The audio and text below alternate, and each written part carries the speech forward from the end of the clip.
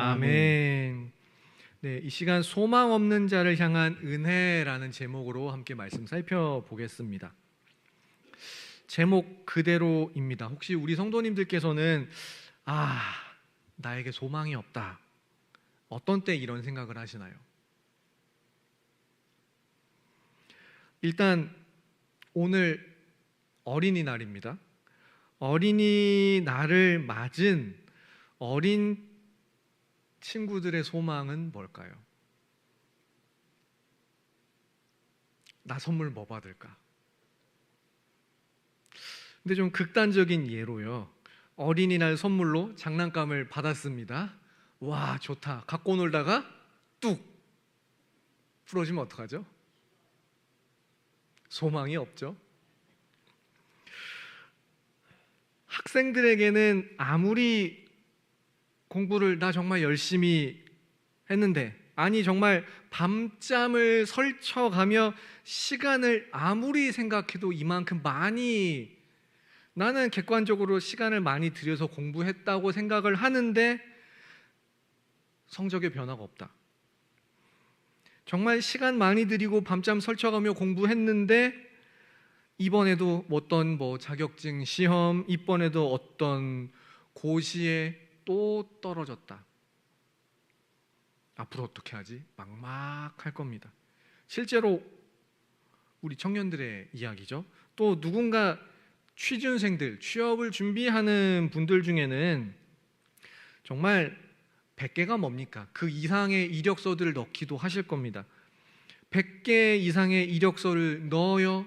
단순히 똑같은 이력서를 복사해서 대충 넣는 식이 아니라 회사에 맞춰서 그때그때마다 형식을 약간씩 바꿔가며 내용을 바꿔가며 매 이력서마다 정성을 들여서 정말 100개 이상 작성해서 냈는데 아직까지도 취업이 안 된다면 어떨까요?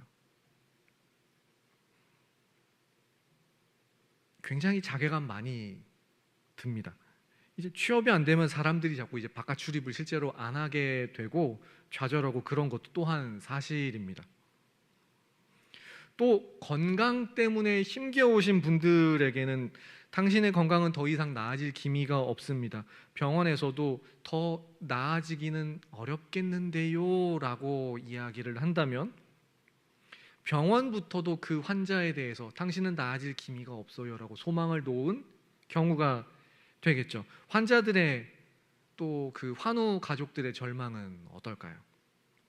그러나 우리 그리스도인들은 믿습니다. 무엇을요? 우리가 주님의 손에 붙들려 있는 한 소망 없는 인생은 없다는 것을 말입니다. 오늘도 사사기 본문을 살펴볼 겁니다. 오늘 본문은 사사들이 등장한 시대 중에서도 가장 소망이 없는 시대를 보여줍니다.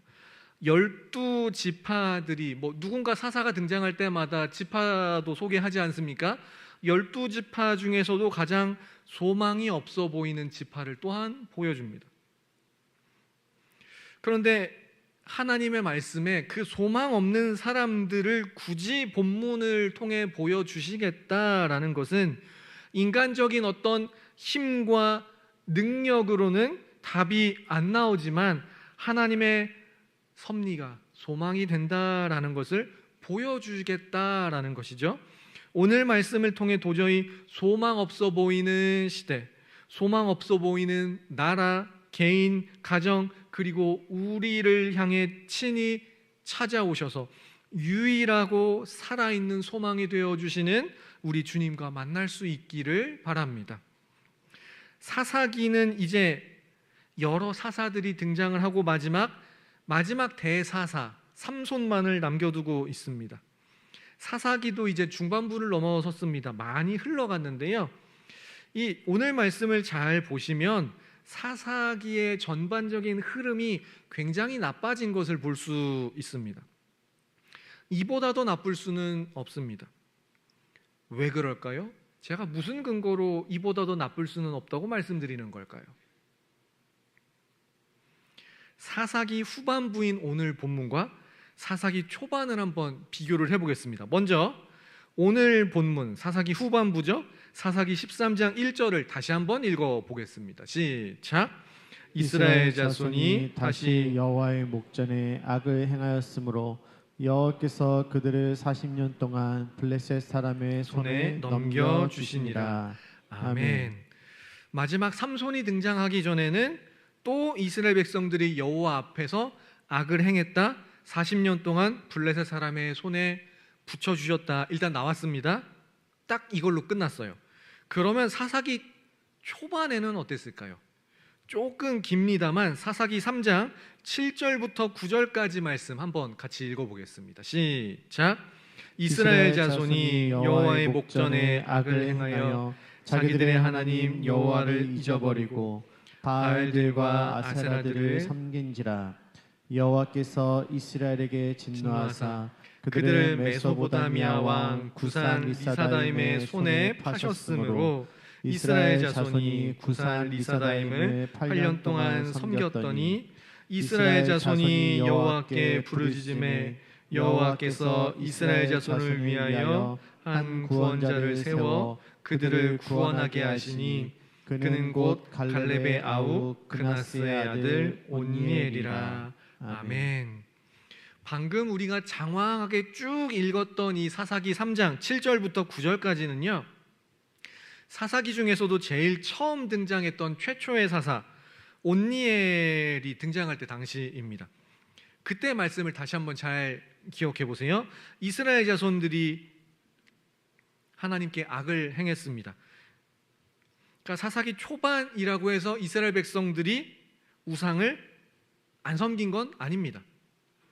그때도 이들은 가나안 주민들이 섬기던 우상에 유혹당했고 우상을 숭배하고 그 우상에 경배했습니다. 하나님을 잊어버리고 바알, 아세라 등의 우상을 섬겼습니다. 그때도 그랬습니다. 그러다가 주변 민족, 어떠한 민족이 하나님의 가시 역할, 이스라엘을 찌르고 이스라엘을 지배하고 그래서 이스라엘이 뭐 조공을 바쳐야 되구나, 억압당하는 어려움이 생기면 우상에게서 다시 여호와께로 돌아갔습니다. 부르짖어 기도했죠. 오늘날로 표현을 하면 뭐 바알, 아세라, 기타 등등 어떠한 우상을 섬기다가도 어려움이 생기면 그제서야 그때라도 깨닫고 회개하며 하나님께로 돌아가고 예배의 자리로 다시 나오고 새벽 기도든 금요 기도회든 나온 겁니다. 열심히 부르짖어 기도하며 회개했고요. 혹여 졸려서 기도를 하다가 꾸벅꾸벅 졸고 못하는 한이 있더라도 적어도 기도의 자리를 계속 지키면서 그래도 내가 이 자리에 나왔으니까 내 한숨 소리를 우리 주님께서는 들으실 거야. 내가 지금 돌아가니까 주님 은혜를 주시고 살려주옵소서, 응답해 주옵소서. 그러면 응답하시겠지. 어려울 때마다 가나안 누군가 민족이 이스라엘을 칠 때마다 그래도 하나님을 찾고 구했습니다. 방금 읽어봤던 우리 3장의 말씀과 같이 말이죠. 그러면 하나님께서는 그때마다 이스라엘을 구원할 사사를 보내주셨습니다. 그렇게 등장한 게 온니엘이고 에훗이고 드보라고 기드온이고 그렇습니다. 그런데 이제는요, 물론 전에는 우상 섬기다 여호와께로 돌아갔다가 또 우상을 섬기다 반복을 하기는 했지만 이제는 하나님께서 이스라엘 백성을 아무리 가시로 찔러도, 지금은 블레셋이라는 민족이 가시가 되어 40년 내내 이스라엘을 아무리 찔러도 반응이 없어요. 이제는 여호와께 부르짖음이 하나도 남아있지 않습니다. 하다못해 입다의 때에는 길르앗 백성들과 방백들이 모여 대책회의라도 하자, 우리가 미워하며 쫓아냈던 입다랑 화해하고 다시 돌아와서 그를 머리로 삼자, 그렇게 위기를 넘기자, 정말 여호와의 영이 사사 입다에 임해서 이 사람을 세우셨구나라는 게 증명이 되기라도 했는데 그조차도 아무것도 없는 상황입니다. 이스라엘 백성들이 하나님을 찾지 않고 이스라엘의 구원자인 사사는 도대체가 등장할 기미가 보이지 않는 상황으로 40년이 훅 지나갔습니다. 이제 이스라엘에게는 소망이 보이지 않습니다. 이처럼 소망이 없어 보이는 사사 시대의 후반부에 하나님께서 갑자기 개입을 하셨습니다. 근데 잘 생각해 보면요, 사사가 등장할 때마다 그가 어느 지파 소속이다라는 것을 밝히지 않습니까? 이스라엘의 지파가 총 몇 개 지파죠? 12개. 다 외우시나요? 그거는 아니죠. 그러면 다 외우진 마시고요, 떠오르는 지파만 말씀해 보세요. 아무거나. 베냐민. 들리게 말씀해 주세요. 네, 뭐 유다, 에브라임 등등. 네, 뭐 므낫세도 있고요. 단지파 어떠신가요? 낯설죠. 유일하게 삼손 때에만 좀 등장을 하기도 합니다. 이제는 지파들로서는 무대가 변방인 단지파로 옮겨지는데, 문제는 이 단지파가 12지파 중에 가장 치욕적이라고 할 만한 상황이 하나 있습니다. 사사기 18장 이야기를 잠깐 미리 당겨와서 간단히 말씀을 드리면, 12지파들이 아시는 것처럼 여호수아의 때부터 사사기 때까지도 이곳저곳에서 정복전쟁을 벌였습니다. 이기기도 했고요, 이기기는 했는데 가나안 그 족속을 진멸시키지 않고 노역으로 부리는, 살려두는 그런 죄를 저지르기도 했습니다. 하나님께서는 진멸하라고 했는데 말이죠. 그 결과 이제 그 남겨두었던 민족이 거꾸로 이스라엘의 가시가 되기도 했고요, 어떤 때에는 이겼지만 어떤 때에는 졌다, 뭐 누구는 이겼다 졌다, 뭐 이제 왔다 갔다 하기도 했습니다. 그런데 단지파는 18장에 미리 보시면 점령지 자체가 없다라고 합니다. 그러니까 뭐 유다 지파는 어디를 점령했다, 뭐 어떤 지파는 어디는 점령했고 어디는 점령하지 못했다, 어떤 지파는 어디 점령했는데 진멸하지는 않고 노역으로 부렸다, 여러 가지 기록이 나오는데 단지파는 점령지 자체가 없었다라는 것으로 사사기 18장이 나중에 시작하는 걸 볼 수 있습니다. 물론 사사기 18장과 지금 삼손의 등장이 시대가 얼마나 겹치는지는 알 수 없지만, 단지파라는 지파의 위상 자체가 굉장히 굴욕적이다라는 것을 알 수 있죠. 나라 자체는 하나님을 떠나 우상만을 섬기고 있고, 그 중에서도 가장 취약하고 점령지가 없다라는 단지파. 나라는 나라대로 블레셋에게 40년이나 시달렸지만 아무도 그 나라 안에서 하나님을 찾지 않았던 시대. 요즘에 담임 목사님의 출애굽기 시리즈를 통해 이런 이야기 들어보셨을 겁니다. 기도하는 한 사람이 기도하지 않는 한 민족보다 강하다. 기도하는 한 사람이 기도하지 않는 한 민족보다 강하다. 바꿔 이야기하면요, 사람이 아무리 많고 공동체가 아무리 크고 심지어 그 단위가 민족이고 나라라고 해도 기도하지 않으면 아무 소용이 없다, 힘이 없다, 소망이 없다라고 거꾸로 유추할 수도 있겠습니다. 하나님을 찾지 않는 이스라엘에게는 더 이상 소망이 보이지 않는 상황이 된 겁니다. 그런데 이스라엘에게 소망이 생겼습니다. 단지파의 마노아라는 사람이 있었고, 아내의 이름까지는 알 수 없습니다. 여호와의 사자가 마노아라는 남편보다는 먼저 아내에게 찾아가서 하나님의 말씀을 들려줍니다. 사사기 13장 3절부터 5절까지 말씀 함께 읽겠습니다. 시작. 여호와의 사자가 그 여인에게 나타나서 그에게 이르시되, 보라, 내가 본래 임신하지 못함으로 출산하지 못하였으나 이제 임신하여 아들을 낳으리니, 그러므로 너는 삼가 포도주와 독주를 마시지 말며 어떤 부정한 것도 먹지 말지니라. 보라, 내가 임신하여 아들을 낳으리니 그의 머리 위에 삭도를 대지 말라.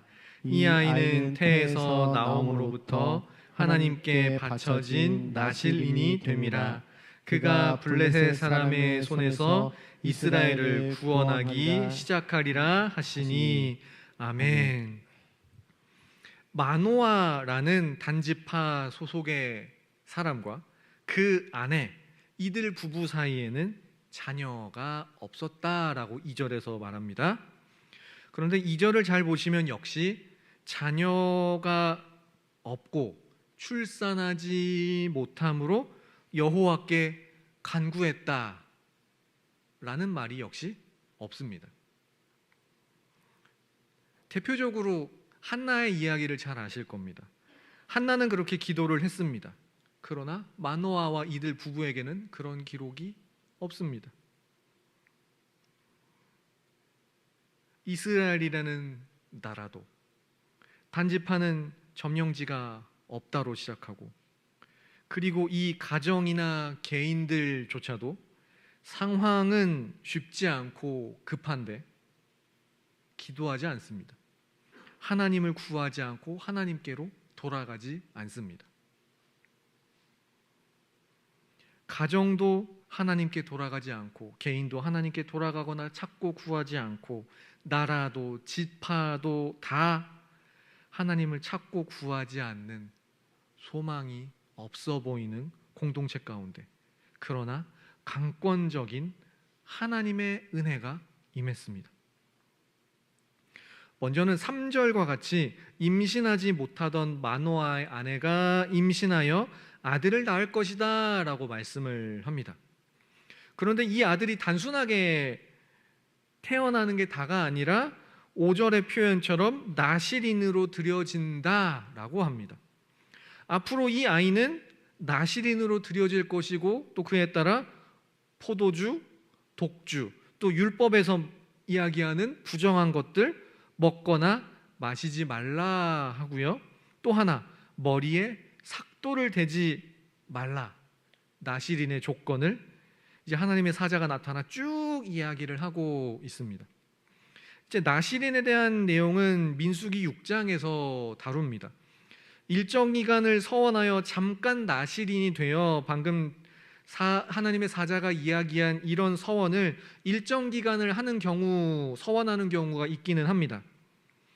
삼손은 평생을 나실인으로 드려져야 된다라는 거고요. 또 하나는 이 나실인 등 어떠한 서원을 아내가 단독으로 할 수는 없었습니다. 남편이 있으면 남편이 허락을 해야만 이 서원을 할 수 있었습니다. 그렇기 때문에 이 마노아의 아내가 여호와의 사자에게 다음에 다시 찾아와 달라, 또 다음에 다시 만나서 남편까지 보는 자리에서 이 이야기를 또다시 이 여호와의 사자가 반복하고, 삼손이라는 이름도 이제 이들 부부에게 쥐어주고, 그렇게 삼손이 탄생하게 되는 걸 볼 수가 있습니다. 아무튼 여호와의 사자는 이제 마노아 부부에게 나타나 삼손이라는 아들이 태어날 것이고, 이 삼손을 통해 하나님께서 블레셋 사람의 손에서 지금까지 40년 지배받아왔던 블레셋 사람의 이 손에서부터 이 삼손이라는 아이를 통해 이스라엘을 구원하기 시작할 거다 말씀합니다.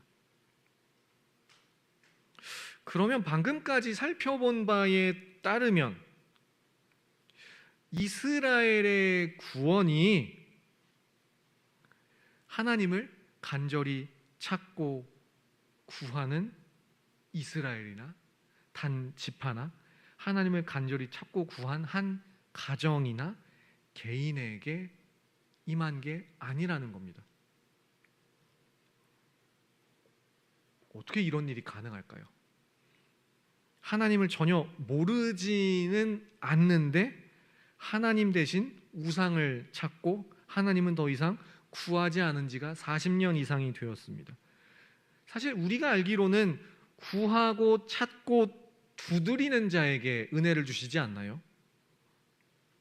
어떻게 된 일일까요? 그러면 간단하게 우리의 구원에 대해서 생각해 보겠습니다. 성도 여러분들께서는 예수님을 믿으시나요? 네. 구원을 그 믿음으로 확신하시나요? 그러면 여러분들께서는 지금도 믿고 구원을 확신하시는 예수 그리스도 어떻게 믿게 되셨습니까?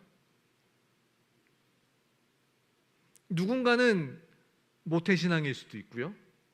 누군가는 이웃의 전도, 가족 친지의 전도를 통해서일 수도 있고요.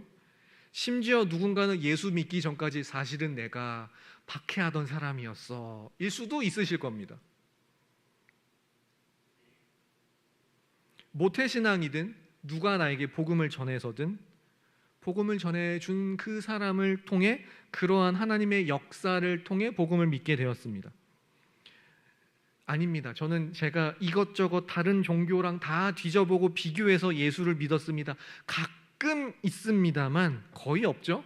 설령 그런 사람이 있다 손 치더라도 그 사람 혼자서 다 구원을 이룬 건가요? 아니죠.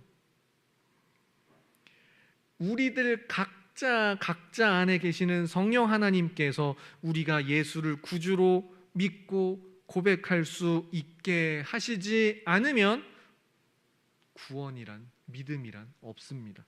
하나님께서 먼저 우리를 아셨고 먼저 우리를 선택하셨고 부르셨고 구원하신 겁니다. 우리의 이 믿음조차도 나는 이렇게 예수를 믿는데 넌 왜 안 믿어? 라고 물론 답답함에 그렇게 이야기는 합니다만 적어도 그 믿음조차도 나의 공로화 시킬 수는 없습니다. 절대로요. 지금 삼손을 통해 이스라엘의 구원의 서막이 열리는 것 또한 더더욱 하나님의 은혜입니다.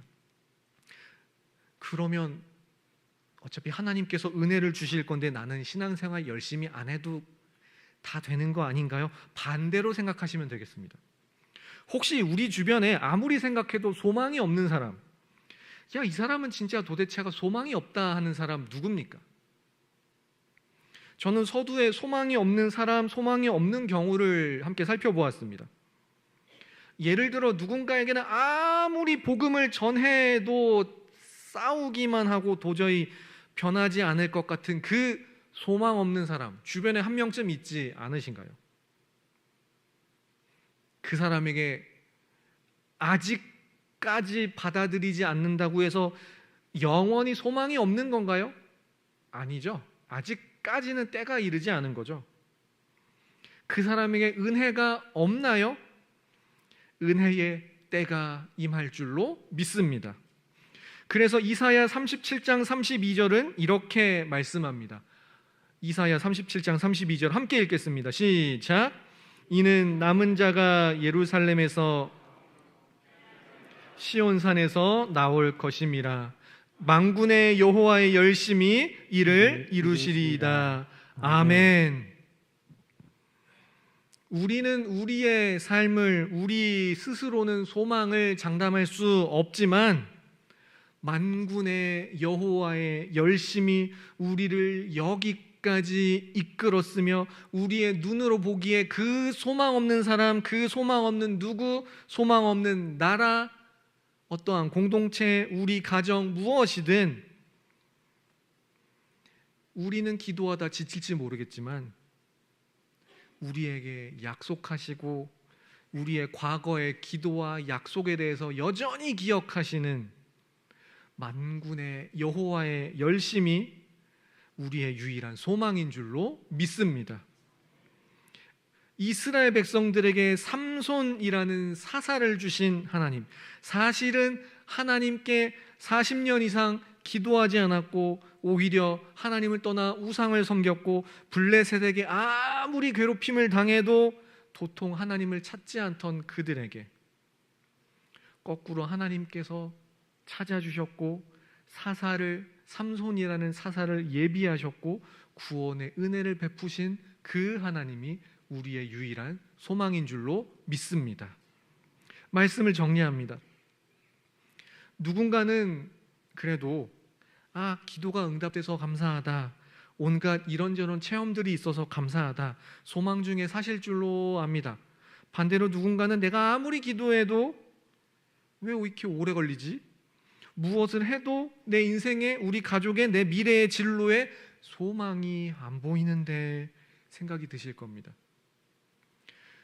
그러나 우리 주님께는 심지어 기도가 없고 하나님을 찾지 않고 40년 이상 지났으니 이제는 신앙의 대가 끊어진 것 같은 암흑기를 보내는 개인이나 가정이나 가문이나 나라, 민족마저도 잊지 않으시고 오늘 본문과 같이 다시 살리시는 하나님이십니다. 하물며 이 시간 이처럼 예배의 자리에 나오시고 말씀과 기도로 하나님 앞에서 치열하게 살아가시는 여러분들, 우리를 향해서는 하나님의 소망이 오죽하겠습니까?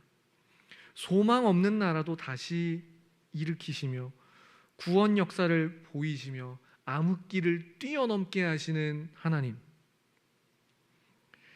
유일한 소망이신 그 하나님을 바라보며 유일한 소망 되시는 주님을 다시 신뢰하며 붙드는 그런 우리가 될 수 있기를 바랍니다.